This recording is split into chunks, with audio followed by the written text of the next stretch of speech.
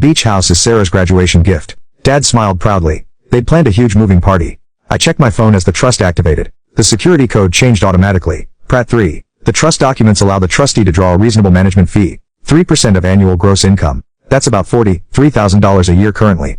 Plus, I can use the properties under the same family terms as everyone else. 43,000 to manage 18 million in assets. Chris whistled. That's actually pretty modest.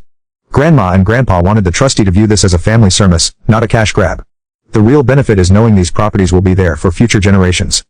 Dad pushed back from the table. I need to talk to my attorney about this. You should have them review the trust documents thoroughly. Everything is legal and ironclad. Grandma and Grandpa used the best estate attorneys in the state. After Dad left, the remaining family met me with a mixture of awe, resentment, and curiosity. Uncle Tom spoke up. Can I ask you something? Why didn't you say anything before? Why let it get to this point? I tried. I sent Dad the email. I mentioned the trust activation at Thanksgiving. I even told Sarah last month that she should wait before making plans for the beach house. Nobody listened because nobody wanted to hear, and that complicated their plans. But you knew this would embarrass Sarah. Aunt Diane said gently. Poor Sarah embarrassed herself by counting on something before confirming it was actually hers. I'm not responsible for managing her expectations. She's a 26-year-old adult with an MBA. She should know better than to assume ownership of a multi-million-dollar property without seeing actual title documents. Chris was looking at his phone now. The beach house rental income is $8,000 a month. Peak season. Off season it's closer to $5,000. Annual average is about the $75,000 after expenses.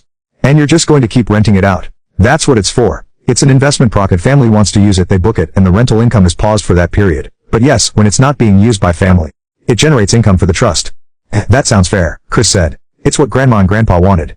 The houses should be used properly, not as free vacation spots. My phone buzzed.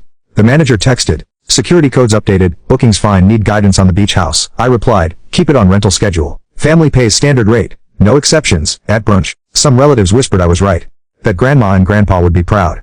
But Sarah's hurt voice and Mom's sad eyes stayed with me as I drove back to my small townhouse, the one I bought myself. That evening Dad called. My lawyer says you're right. I can't contest it. I know. Sarah won't speak to me. She says I embarrassed her. You made a promise you couldn't keep. Mom thinks you planned this to shame us. I warned you. You ignored me. I didn't think you had this power. I saw you as the kid with a 500 check, and now I see you're the one they trusted more than me. They loved you, Dad, but they wanted someone who could protect, not waste. So what happens? I run the properties by the rules. Anyone can book if they follow them. And Sarah, she can book the beach house like everyone else. She'll never forgive you. Maybe not. But I'm here to honor Grandma and on approval. Dad was silent, then asked, what else did Grandma's letter say? That this would be hard. That family would resist. That I must protect the legacy, and stand firm.